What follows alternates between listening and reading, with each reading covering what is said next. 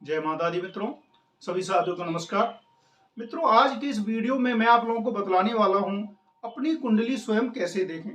अपनी कुंडली के अंदर में आप अपने ग्रहों को कैसे देखेंगे, उसकी जो राशियां हैं उनको कैसे देखेंगे, आप अपने लग्न को कैसे पहचानेंगे, आप अपनी राशि कैसे पहचानेंगे, आप अपनी कुंडली के अंदर जो आपके राजयोग हैं उनको कैसे पहचानेंगे, आपकी कुंडली के अंदर जो संघर्ष योग हैं जिन्होंने आपको पीड़ा दे रखी है, इन सबको आप कैसे पहचानेंगे। मित्रों, सबसे पहले बात करते हैं लग्न कुंडली की। लग्न कुंडली जो बनाई जाती है वो जन्मकालीन बर्थ डिटेल जो होता है कि किस तारीख को जन्म हुआ, किस महीने में जन्म हुआ, किस ईस्वी में, कितने बजकर कितना मिनट और कौन सी जगह, ये इसके दो तरीके से बनाई जाती है। जो एक हस्तलिखित जो बनाई जाती है उसमें पंचांग के माध्यम से बनाई जाती है, काफी लंबा प्रोसेस है। आजकल सॉफ्टवेयर से भी गणित कुंडली बनाई जाती है। तो मित्रों, गणित कुंडली आप सबके पास होगी। आप कभी भी अपनी गणित कुंडली जो है होरोस्कोप आप निकाल सकते हैं। इसमें निकल के क्या आता है, जब जन्मकालीन आपका जिस समय में जन्म होता है उस समय क्षितिज पर जो एक राशि रहती है, जो प्रथम राशि जो रहती है क्षितिज पर, वो आपका लग्न होता है और उसी से आपका पूरा कुंडली आपका तैयार हो जाता है। अब इससे ये पता चल जाता है कि आपका लग्न क्या है। अगर आपने कुंडली आपने देख ली है तो आप सबसे पहले उसके अंदर आप देखें कि पहला भाव क्या है। मित्रों, ये जो मैंने बना रखा है इसमें आप देखें कि पहला भाव में रोमन में 1 लिखा हुआ है, उसके आगे 2, उसके आगे 3, 4, ऐसे करते करते 12 तक लिखा हुआ है। मित्रों, राशि अलग हो सकती है, आपका लग्न भी अलग हो सकता है, लेकिन भाव सबका स्टार्ट पहले से ही होता है। लग्न जो होता है वो पहला होता है। अब उस लग्न में किसी को 1 नंबर आएगा, किसी को 2 आएगा, किसी को 3, किसी को 12, यानी कि 1 से लेकर के 12 तक कोई भी नंबर आपके लग्न में आ सकता है। अब इससे आपको पता इतना तो जरूर चल जाएगा कि आपका लग्न क्या है। अगर आपके लग्न में जहां पे रोमन में 1 लिखा हुआ है वहां पर अगर आपको 1 नंबर लिखा है तो आपका मेष लग्न है। 2 लिखा हुआ है तो वृषभ लग्न है। 3 लिखा हुआ है तो मिथुन लग्न है। 4 लिखा हुआ है तो कर्क लग्न है। 5 लिखा हुआ है तो सिंह। 6 में कन्या। 7 में तुला। 8 में वृश्चिक। 9 में धनु। 10 में मकर। 11 में कुंभ और 12 में मीन लग्न हुआ। मित्रों, इससे ये आपको पता चल जाएगा कि मेरा लग्न क्या है। अगर आपने इतना जान लिया अपनी कुंडली के अंदर, यानी कि लग्न और लग्नेश जो होते हैं वो हमारे एक तरीके से शरीर के अंदर जैसे मस्तिष्क का जो काम है वही काम कुंडली के अंदर लग्न और लग्नेश का होता है। जिस तरीके से मस्तिष्क सिग्नल देता है हर चीज का, तभी वो काम सिद्ध होता है। आंखों से हम देखते हैं, मस्तिष्क सिग्नल देता है। कानों से सुनते हैं, मस्तिष्क सिग्नल देता है, तब जाके काम होता है। ठीक उसी तरीके से कुंडली के अंदर में जो लग्न और लग्नेश जो होता है, हर काम की सिद्धि के लिए लग्न और लग्नेश अंतिम निर्णय देते हैं। तो इस तरीके से आपको इतना जरूर पता चल जाएगा कि मेरा लग्न क्या है। 1 से लेकर के 12 तक आप देख लें। आपकी जब आप कंप्यूटर से अपना होरोस्कोप निकालते हैं तो उसमें आप देख सकते हैं कि बहुत आसान है कि पहले भाव में क्या नंबर लिखा हुआ है। अब बात आती है कि आपके लग्नेश कौन है। बहुत आसान है। पहले में अगर पहला भाव में अगर 1 नंबर लिखा हुआ है तो मेष लग्न है, और मेष लग्न के जो लॉर्ड जो स्वामी होते हैं वो मंगल होते हैं। यानी कि आपका जो लग्नेश हो गया वो मंगल हो गए। यानी कि अगर किसी के लग्न में 1 नंबर में फर्स्ट हाउस में अगर 1 नंबर लिखा हुआ है तो आपका लग्न मेष और लग्नेश मंगल। इसी तरीके से आगे के बतलाता हूं। अगर 2 लिखा हुआ है पहले हाउस में तो लग्न आपका वृषभ हो गया और लग्नेश आपके शुक्र हो गए। इसी तरीके से अगर पहले भाव में 3 नंबर लिखा हुआ है तो आपका जो लग्न हो गया वो मिथुन हो गया और लग्नेश जो हो गए वो बुध हो गए। 4 में लग्न कर्क हो गया और लग्नेश चंद्रमा हो गया।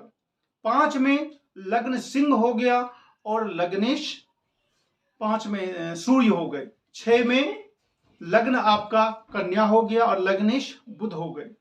नंबर अगर 7 आता है तो लग्न आपका तुला हो गया और लग्नेश आपके शुक्र हो गए।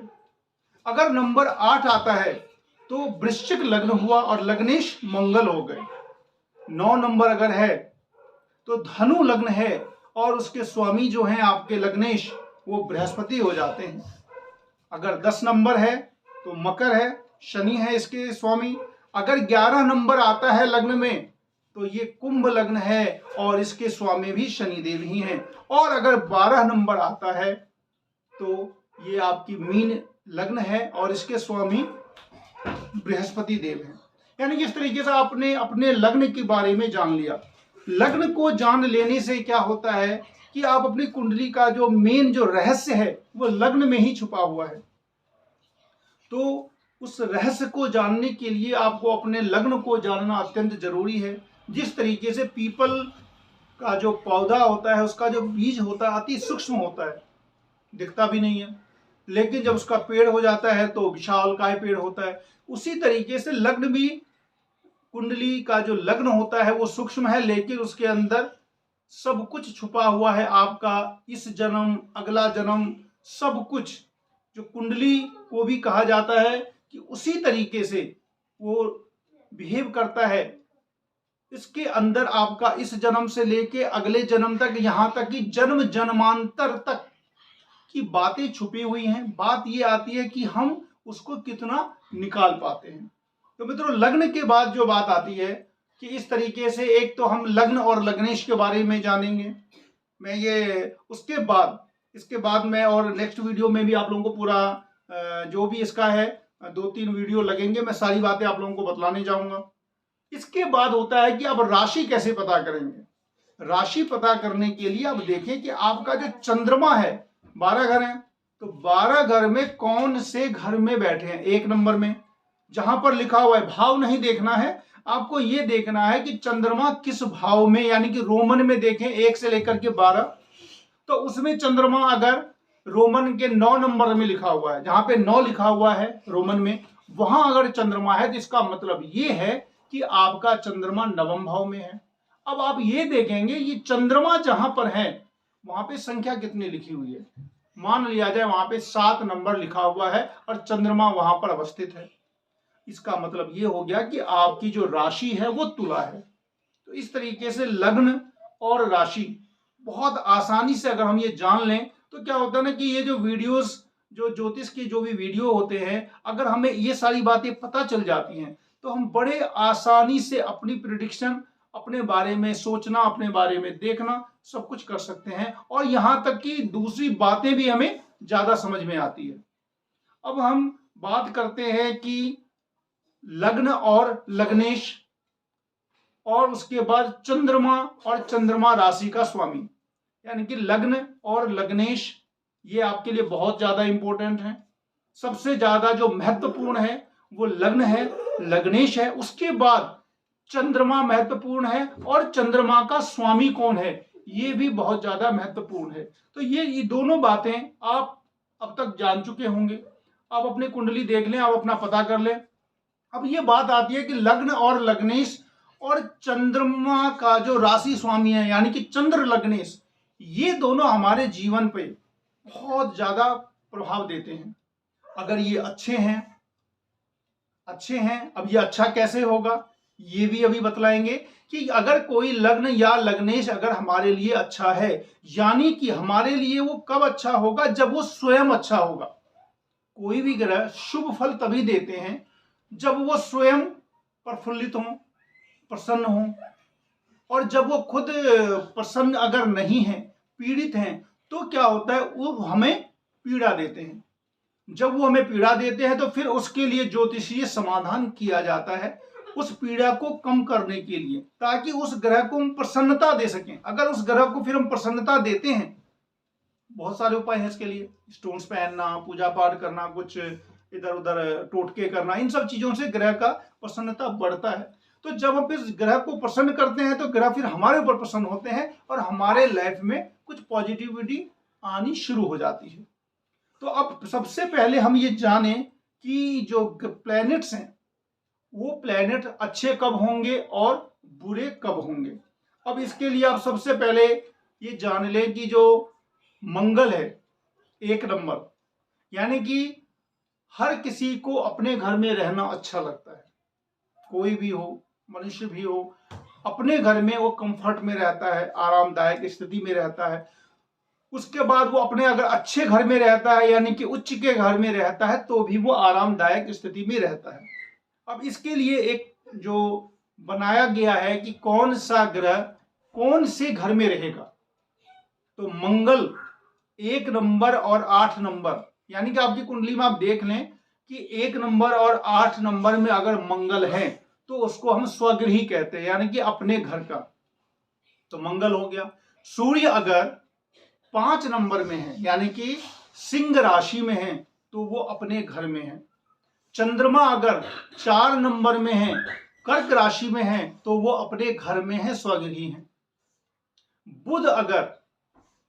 बुध अगर 3 नंबर में और 6 नंबर में है, तो वो अपने घर के हैं। बुध कन्या में उच्च भी होते हैं, 3 नंबर में वो अपने घर के होते हैं। बृहस्पति अगर 9 नंबर और 12 नंबर, यानी कि धनु और मीन में अगर हैं, तो वो अपने घर में होते हैं। शुक्र अगर 2 नंबर में और 7 नंबर में, यानी कि वृषभ में और तुला में है, तो वो अपने घर में होते हैं, स्वगृही होते हैं। शनि अगर 10 नंबर और 11 नंबर में है, मकर और कुंभ राशि में है, तो वो अपने घर में है। तो मित्रों, इस तरीके से ये जो प्लैनेट्स हैं, इनका एक बनाया गया है कि ये राशि में ये इनका अपना घर है, स्वगृही है, और स्वगृही हो जाने के बाद जो ग्रह है वो शुभ फल देते हैं। उसके बाद सभी प्लैनेट्स का एक उच्च स्थान होता है। जो भी ग्रह होते हैं उनका एक उच्च स्थान होता है कि उस स्थिति में वो उच्च का फल देते हैं। तो सभी प्लैनेट्स के बारे में मैं आपको बतलाऊं, सूर्य मेष राशि में उच्च होते हैं, और जहां पे जो उच्च होगा उससे 7वें घर में वो नीच का हो जाता है। ये तो बहुत आसान है, जहां पे उच्च होगा उससे 7वें घर में वो नीच का हो जाता है। तो सूर्य मेष राशि में उच्च होते हैं, तो तुला में नीच होते हैं, अभी अब तुला में चल रहे हैं। चंद्रमा वृषभ राशि में उच्च होते हैं, तो वृषभ से 7वां हो गया वृश्चिक, तो वृश्चिक में वो नीच होते हैं। मंगल मकर में उच्च होते हैं, तो उससे 7वां जो हो गया कर्क, कर्क में वो नीच होते हैं। बुध कन्या में उच्च होते हैं, तो मीन में नीच होते हैं। बृहस्पति कर्क 4 नंबर में उच्च होते हैं, तो 10 नंबर मकर में नीच हो जाते हैं। शुक्र 12 नंबर यानी कि मीन राशि में उच्च होते हैं, और कन्या राशि 6 नंबर में नीच होते हैं। और शनि 7 नंबर तुला में उच्च होते हैं, और 1 नंबर मेष में नीच होते हैं। तो इस तरीके से इतना आप अपनी कुंडली के अंदर देखें कि आपका लग्न कहाँ है, आपका लग्नेश कहाँ है, आपका चंद्रमा कहाँ है, आपकी चंद्र राशि कहाँ है, आपके प्लैनेट्स स्वगृही हैं या नहीं हैं, और आपका प्लैनेट उच्च है या नहीं है। इसके बाद बात आती है, सभी ग्रहों की अपनी मित्रता है, सभी ग्रहों की अपनी मित्रता है। तो अगर कोई प्लैनेट्स मित्र के साथ है या मित्र के घर में है, तो भी वह अच्छा फल देगा।